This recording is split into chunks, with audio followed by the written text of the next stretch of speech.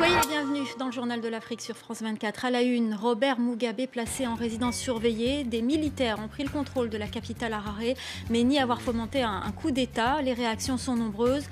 L'Union européenne et les Nations unies ont appelé à éviter les violences. On verra aussi la réaction de l'Union africaine. Et on partira à Harare retrouver notre correspondante. Nous sommes à quelques heures de la reprise des manifestations au Togo, des manifestations à l'appel de l'opposition. Mardi, une délégation ghanéenne était à Lomé pour tenter d'établir un dialogue entre opposition et pouvoir. Nathaniel Olympio est président du Parti des Togolais et notre invité ce soir. Nous irons également dans ce journal, dans le Poul, ce département dans le sud du Congo, théâtre d'une crise humanitaire sans précédent. Le Programme alimentaire mondial et l'Union européenne viennent de lancer un nouveau programme d'aide d'urgence destiné aux victimes du conflit qui oppose l'armée aux milices du pasteur Ntoumi. Il va bien, mais il est enfermé. Déclaration de Jacob Zuma au sujet de son homologue Robert Mugabe. Le président zimbabwéen, au pouvoir depuis 37 ans, a été placé avec son entourage en résidence surveillée. Il ne peut plus quitter son domicile. Les militaires ont pris le contrôle de la capitale au petit matin. Ce n'est pas un coup d'État selon l'armée, annonce soutenue par l'Union africaine. Écoutez. C'est une situation qui doit respecter les dispositions constitutionnelles de la République du Zimbabwe.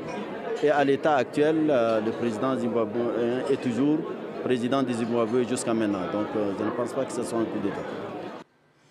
Pour en parler, nous retrouvons notre correspondante à Harare, Patricia Huon.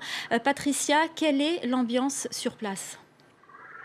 Eh bien, l'ambiance à Harare ce soir est étonnamment calme. Les gens continuent de vaquer à leurs occupations. Il y a du monde dans la rue, des voitures qui circulent, les commerces sont ouverts, les restaurants, des gens dans des bars.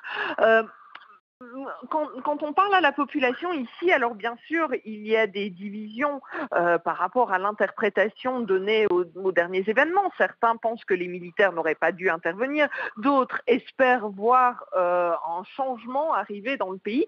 Mais tout le monde semble s'accorder vraiment sur un point, c'est le fait qu'il n'y a pas eu de violence. Et la population ici, après une nuit vraiment d'inquiétude, la nuit dernière, semble ce soir assez soulagé.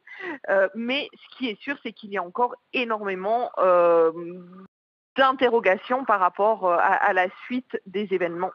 Alors justement, Patricia, beaucoup de questions subsistent sur la suite de ces événements. Oui, exactement. Donc, notamment, on sait maintenant que Robert Mugabe est assigné à résidence, qu'il n'est pas libre de ses mouvements, qu'il est surveillé par les militaires qui contrôlent désormais la capitale Harare, mais on ne sait toujours pas où se trouve le vice-président limogé, Emmerson Mnangagwa. On dit qu'il pourrait être de retour dans la capitale zimbabwéenne, mais il n'a encore fait aucune déclaration. Et puis, autre point d'interrogation, où est Grace Mugabe, l'épouse du président Robert Mugabe? Des rumeurs disent qu'elle pourrait avoir quitté le pays. Et puis, une autre question, c'est Robert Mugabe va-t-il être forcé de quitter le pouvoir, ou est-ce que les militaires qui le surveillent actuellement pourraient lui permettre de rester chef de l'État tout en étant eux-mêmes aux commandes? Il est évidemment très difficile en ce moment d'émettre des hypothèses et il faudra très certainement attendre une déclaration du chef de l'État, du président Robert Mugabe lui-même, peut-être dans les prochaines heures ou les prochains jours. Merci beaucoup Patricia Huon, notre correspondante à Harare. C'est demain jeudi que les Togolais sont appelés à reprendre le chemin de la rue à l'appel de l'opposition. Un mouvement qui devrait durer 3 jours. Hier, une délégation ghanéenne était à Lomé pour tenter d'établir un dialogue avec l'opposition. Une opposition qui est représentée ce soir sur ce plateau par vous, Nathaniel Olympio. Merci d'être avec nous. Alors hier, à votre place était installé le ministre de la Communication, M. Guy Lorenzo, et il s'est dit optimiste par rapport à ce dialogue. Est-ce que vous partagez son optimisme ? Je pense que les téléspectateurs doivent comprendre que le Togo est un pays qui est dirigé par la même famille depuis 50 ans et se passe le pouvoir de père en fils. Et depuis août, le peuple togolais est dans la rue pour demander un changement à la tête de l'État. Il y a eu beaucoup de violence et aujourd'hui, il y a une amorce de discussion. Mais cela ne veut pas dire que les solutions sont toutes trouvées. ce sont les prémices. Et l'opposition est engagée dans cette démarche, veut discuter autour de sa plateforme revendicative, d'un côté. De l'autre côté, nous avons un chef d'État qui ne s'est pas encore exprimé. Nous ne savons même pas encore s'il a intégré la notion de devoir quitter le pouvoir un jour. Ce sont deux choses que nous devons concilier pour trouver une solution qui n'humilie personne, mais qui donne satisfaction au peuple togolais. Alors, on a l'impression qu'il y a tout de même deux oppositions, deux mouvements. Ceux qui sont prêts à dialoguer, ceux qui refusent tout dialogue.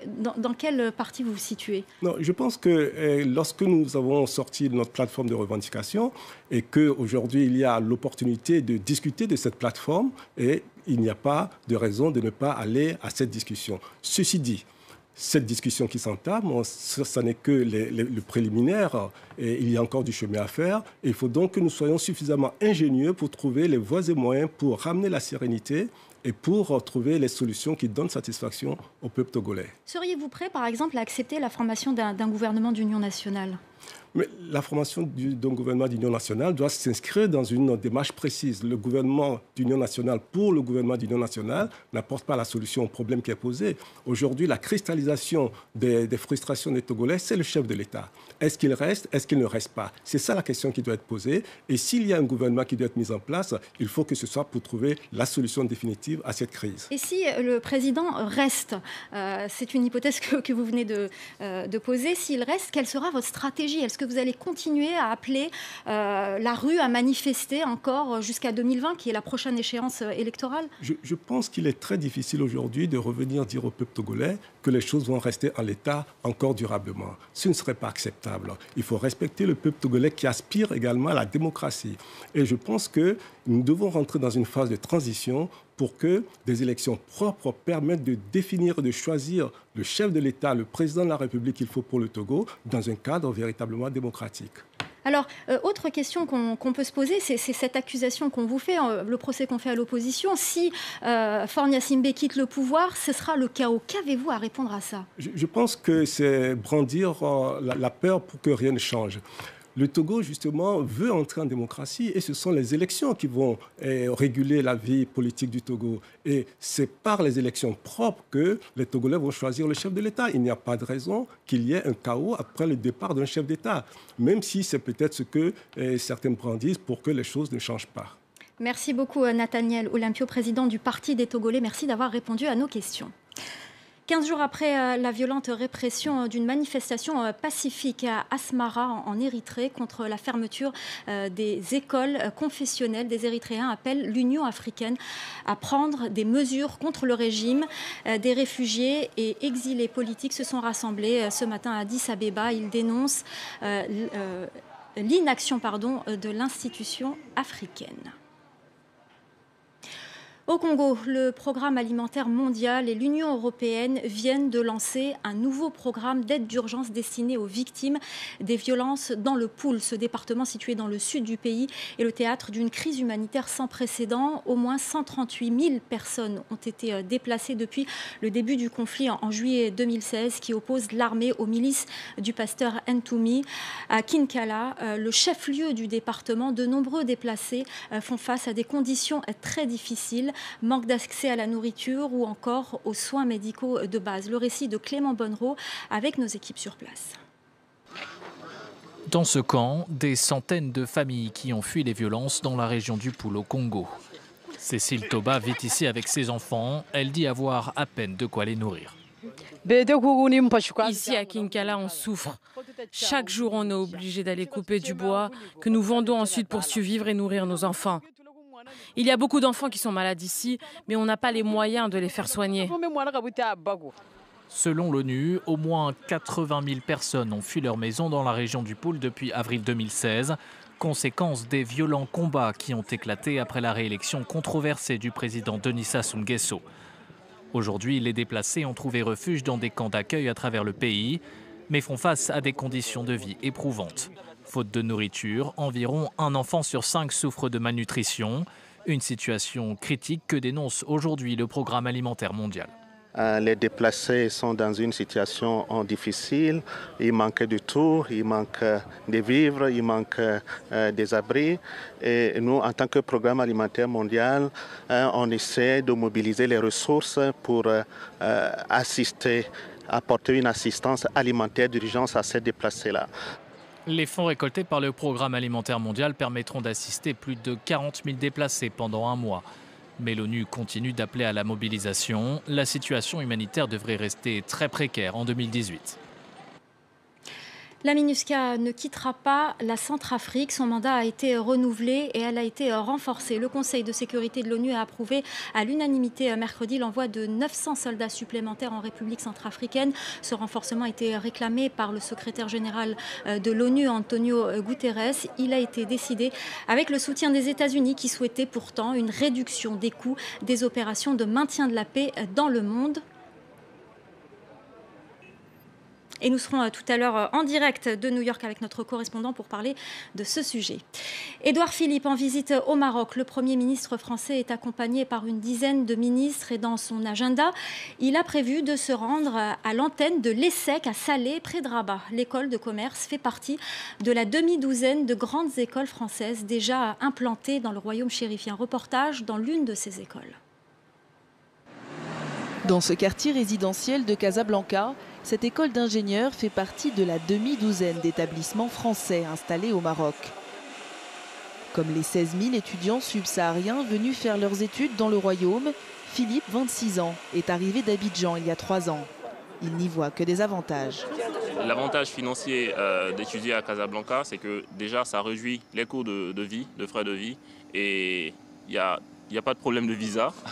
Après, pour nous qui venons d'Afrique subsaharienne, c'est une bonne expérience déjà parce qu'on a une expérience à l'international et quand on part à La Rochelle pour les dominantes, on peut facilement s'intégrer et suivre le cours normalement. Chaque élève devra étudier pendant 6 mois sur le campus de la Maison Mère à La Rochelle. Et nouveauté cette année, les diplômes délivrés à Casablanca seront 100% français. Un argument de taille aussi pour les étudiants marocains. Pour moi, c'était plus facile d'être dans la continuité du programme français, c'est-à-dire une école française, tout en restant au Maroc. C'est la même chose, c'est comme si j'étais en France. Un savoir-faire français au chevet de la formation des élites du continent pour accompagner son boom économique. 30% des élèves de l'école proviennent déjà d'Afrique subsaharienne.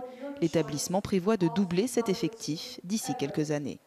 Actuellement, il y a 8 millions d'étudiants sur le continent et ce chiffre-là passera en 2030 à 30 millions. C'est cette croissance de ce continent qui nécessite ce développement, notamment au niveau ingénierie. La formation des futurs cadres d'Afrique, une activité en pleine expansion et un business prometteur pour les grandes écoles françaises. Voilà, c'est la fin du journal de l'Afrique. Tout de suite, Paris Direct avec Ashrin Terdian.